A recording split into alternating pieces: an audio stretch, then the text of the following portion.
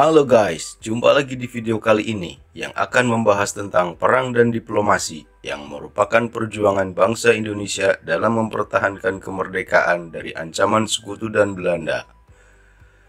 Oke guys, sebelumnya jangan lupa subscribe, like, and comment ya. Cus, lanjut. Berikut adalah peta konsep strategi perjuangan mempertahankan kemerdekaan Indonesia dalam rentang waktu tahun 1945 sampai dengan 1949 yang terbagi menjadi perjuangan bersenjata dan perjuangan diplomasi. Perjuangan bersenjata yaitu terjadinya perang yang meliputi pertempuran Surabaya, Palagan Ambarawa, Bandung Lautan Api, pertempuran Medan Area, pertempuran 5 hari di Semarang, agresi militer Belanda I, agresi militer Belanda II, dan serangan umum 1 Maret 1949. Sedangkan perjuangan diplomasi yaitu melalui perjanjian di meja perundingan yang meliputi perundingan Linggarjati, perundingan Renville, perundingan Romroyen, dan konferensi meja bundar atau KMB. Sekutu datang ke Indonesia pada tanggal 29 September 1945 dengan diboncengi oleh Netherlands Indies Civil Administration atau NICA.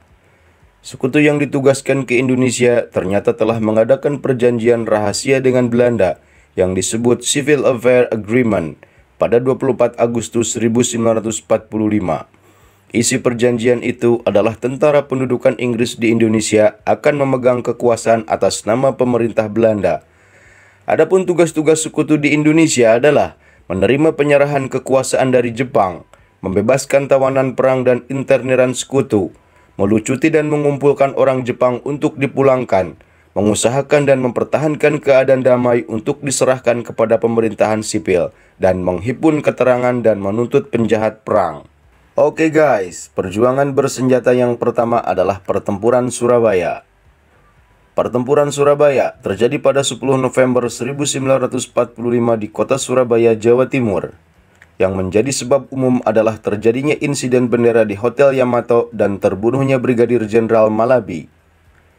Adapun sebab khususnya, yaitu ultimatum dari Mayor Jenderal Mansur agar Surabaya dikosongkan dan TNI menyerahkan senjatanya namun diabaikan oleh rakyat Surabaya. Aktor dari pertempuran Surabaya adalah Bung Tomo dan Mayor Jenderal Eric Carden Robert Mansur. Dampak dari peristiwa ini menewaskan lebih dari 10.000 tentara dan warga sipil dan menyulut semangat rakyat di seluruh Indonesia. Nah, berikutnya ada Perang Ambarawa nih guys. Perang ini terjadi tanggal 20 November 1945. Yang disebabkan secara umum karena kelakuan sekutu yang diboncengi NICA telah membebaskan tawanan perang secara sepihak. Sedangkan sebab khususnya adalah kelakuan sekutu juga nih yang telah mengabaikan perjanjian antara Bung Karno dan Brigjen Bethel. Peristiwa ini terjadi di Kecamatan Ambarawa, Kabupaten Semarang. Aktor dari peristiwa ini adalah Mayor Sumarto, Letnan Kolonel Sudirman, dan Brigadir Jenderal Bethel. Perang ini mengakibatkan tentara sekutu berhasil dipukul mundur ke Semarang. Kemudian menyebabkan gugurnya Letnan Kolonel Isdiman Suryokusumo. Peristiwa ini kemudian dijadikan Hari Infanteri atau Hari Juang Kartika oleh Tentara Nasional Indonesia atau TNI. Nah, sekarang Perang Bandung Lautan Api nih guys. Orang Sunda, kumaha daramang? Alhamdulillah atuh upami daramang mah. Hehehe. Oke guys. Bandung Lautan Api terjadi tanggal 24 Maret 1946.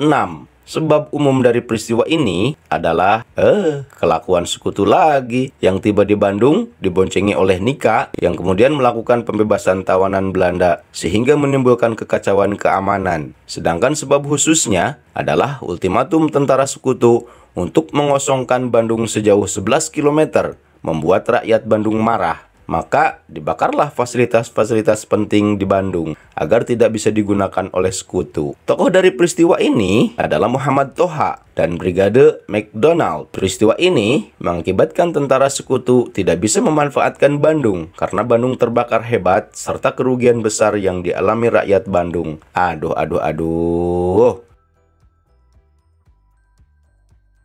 Bah, sekarang Pertempuran Medan Area, Horas Medan. Pertempuran Medan Area disebabkan secara umum yaitu Kolonel Ted Kelly mengultimatum bahwa bangsa Indonesia dilarang keras membawa senjata. Kemudian tawanan perang yang dibebaskan sekutu dipersenjatai dan bersikap congkak sehingga menyebabkan terjadinya insiden di beberapa tempat. Sedangkan sebab khusus yaitu Pertempuran Medan Area dipicu oleh bentrokan pemuda dengan tentara Nika pada tanggal 13 Oktober 1945 atau yang dikenal dengan insiden Jalan Bali. Adapun aktor dari peristiwa Medan Area ini adalah Ahmad Tahir, Teku Muhammad Hasan, dan Brigadir Jenderal Ted Kelly. Dampak dari peristiwa ini adalah setelah pertempuran berakhir terjadi gencatan senjata dan melakukan perundingan untuk menetapkan garis-garis demarkasi yang definitif untuk Medan Area.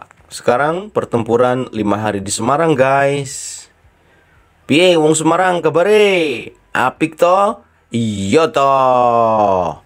Pertempuran 5 hari di Semarang terjadi tanggal 15 sampai dengan 20 Oktober 1945. Adapun sebab umum dari pertempuran ini adalah pencegatan polisi istimewa oleh Jepang saat akan mengirimkan tawanan Jepang ke penjara Bulu. Kemudian desas-desus pemberian racun pada sumber air yang ada di Candi Lama oleh Jepang.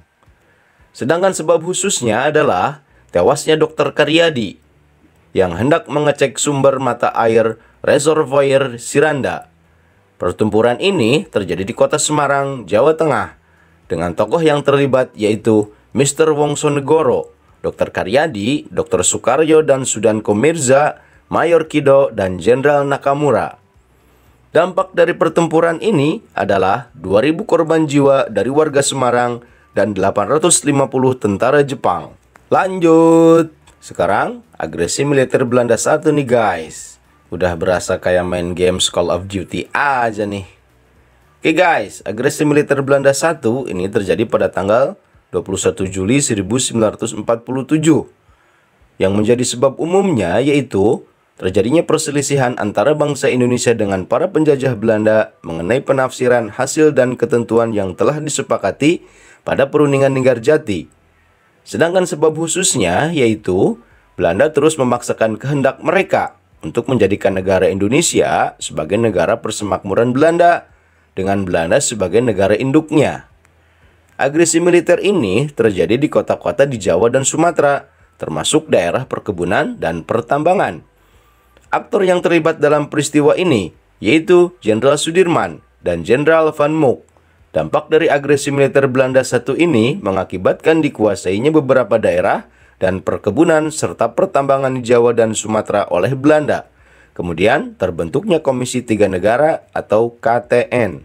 Ternyata gak cuma sekali guys. Belanda melakukan agresi militernya 2 kali ternyata. Nah sekarang agresi militer Belanda 2. Sebab umum dari agresi ini yaitu penyerangan Belanda ke Yogyakarta. Adapun sebab khususnya Belanda mengingkari perjanjian Renville. Terjadinya peristiwa ini yaitu di kota Yogyakarta. Dan aktor yang terlibat yaitu Soeharto, Sudirman, Hamengkubuwono IX, dan Jenderal Hendrik Spoor. Dampak dari peristiwa ini yaitu Soekarno dan Hatta dan tokoh lainnya diasingkan ke Brastagi, yang kemudian menyebabkan Yogyakarta berhasil dikuasai oleh Belanda. Agresi militer Belanda 2 ini memicu terjadinya serangan umum 1 Maret 1949 oleh tentara Indonesia atas inisiatif dari Sultan Hamengkubuwono IX, yang kemudian Yogyakarta berhasil dikuasai kembali oleh tentara Indonesia meski hanya 6 jam, yang kemudian memperkuat posisi Indonesia di mata dunia internasional. Oke guys, itulah beberapa perang yang terjadi dalam perjuangan bersenjata mempertahankan kemerdekaan Indonesia. Selanjutnya adalah perjuangan melalui jalur diplomasi. Perjuangan melalui jalur diplomasi, yang pertama ada Perjanjian Linggarjati yang dilaksanakan tanggal 10 November 1946.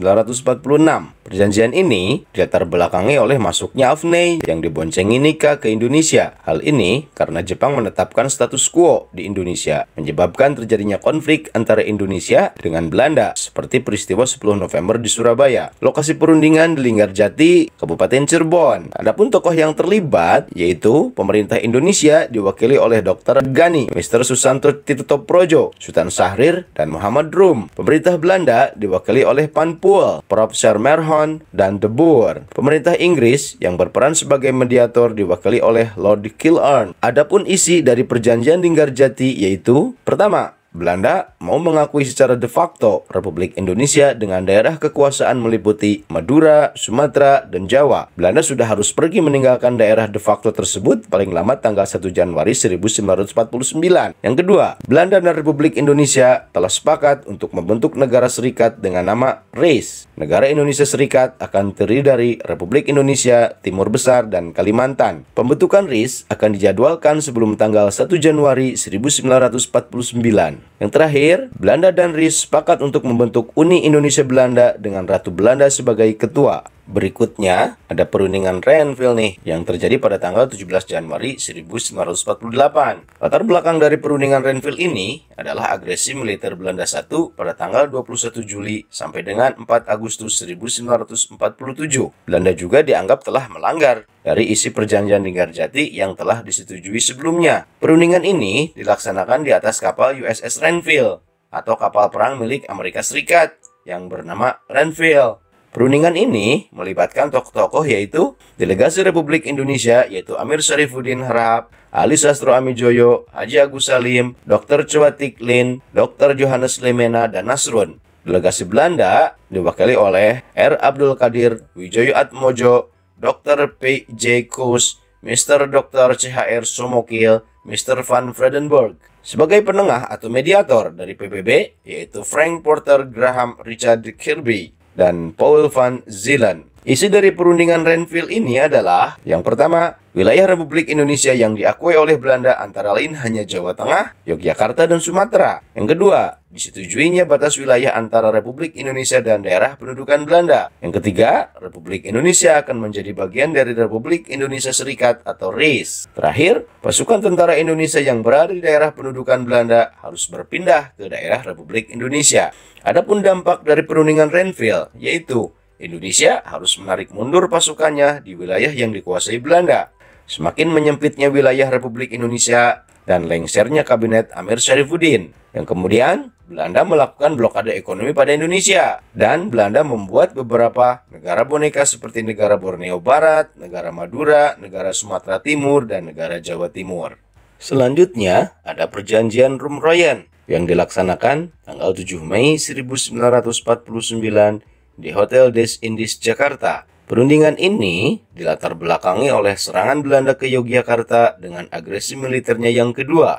Tokoh yang terlibat dalam perundingan ini adalah Muhammad Rum dari pihak Indonesia dan Van Royen dari pihak Belanda. Tujuan dilaksanakannya perundingan ini adalah untuk menyelesaikan permasalahan antara Indonesia dan Belanda sebelum konferensi meja bundar di Den Haag, Belanda. Isi dari perjanjian Rumroyen yaitu tentara bersenjata Republik Indonesia harus menghentikan aktivitas gerilya. Pemerintah Republik Indonesia turut serta dalam konferensi meja bundar. Kembalinya pemerintah Republik Indonesia ke Yogyakarta, tentara bersenjata Belanda harus menghentikan operasi militer dan pembebasan semua tahanan politik. Kedaulatan RI diserahkan secara utuh tanpa syarat. Dengan menyetujui adanya Republik Indonesia yang bagian dari negara Indonesia Serikat. Terakhir, Belanda memberikan hak, kekuasaan, dan kewajiban kepada pihak Indonesia. Adapun dampak dari perjanjian ini adalah 1.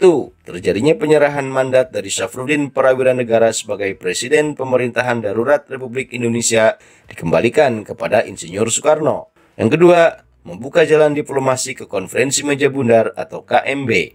Yang ketiga, kembalinya Insinyur Soekarno dan Muhammad Hatta dari pengasingan. Dan yang terakhir, diakuinya Indonesia di tingkat internasional. Perjuangan diplomasi yang terakhir, ini ada konferensi meja bundar guys, yang dilaksanakan tanggal 27 Desember 1949 di Den Haag, Belanda. KMB dilaksanakan dengan dilatar belakangi yaitu untuk menindaklanjuti isi perjanjian Rumroyen. Tokoh yang terlibat yaitu Dr. Andes Muhammad Hatta, Bijeenkomst for Federal Overleg, yaitu Mr. Van Marsven, dan dari United Nations Commission for Indonesia, yaitu Critchley dari Australia. Tujuan dari KMB adalah untuk mengakhiri perselisihan antara Indonesia dan Belanda dengan jalan diplomasi. Adapun isi dari konferensi meja bundar yaitu 1. Belanda mengakui RIS sebagai negara yang merdeka dan berdaulat. 2. Pengakuan kedaulatan dilakukan selambat-lambatnya tanggal 30 Desember 1949. 3. Masalah Irian Barat akan diadakan perundingan lagi dalam waktu 1 tahun setelah pengakuan kedaulatan RIS. 4. antara RIS dan Kerajaan Belanda akan diadakan hubungan Uni Indonesia Belanda yang dikepalai Raja Belanda. 5. Kapal-kapal perang Belanda akan ditarik dari Indonesia dengan catatan beberapa korvet atau kapal perang kecil akan diserahkan kepada RIS. Dan yang terakhir, tentara kerajaan Belanda selekas mungkin ditarik mundur, sedang tentara kerajaan Hindia Belanda akan dibubarkan dengan catatan bahwa para anggotanya yang diperlukan akan dimasukkan dalam kesatuan TNI. Dampak dari konferensi meja bundar, yaitu pertama, RI menjadi Negara Republik Indonesia Serikat atau RIS. 2. Semua hutang Hindia Belanda dibebankan kepada RIS. 3. Perang antara Indonesia Belanda berakhir. Dan yang terakhir, Belanda mengakui Indonesia atau RIS sebagai negara yang merdeka. Nah, itu dia guys, perjuangan mempertahankan kemerdekaan Indonesia. Penuh dengan pengorbanan, tetesan darah dan air mata. Sekarang kita tinggal mensyukuri dengan terus semangat untuk terus belajar agar melahirkan generasi yang baik supaya bangsa dan negara Indonesia semakin lebih baik. Sekian video kali ini, terima kasih telah menonton, semoga bermanfaat. Bye-bye.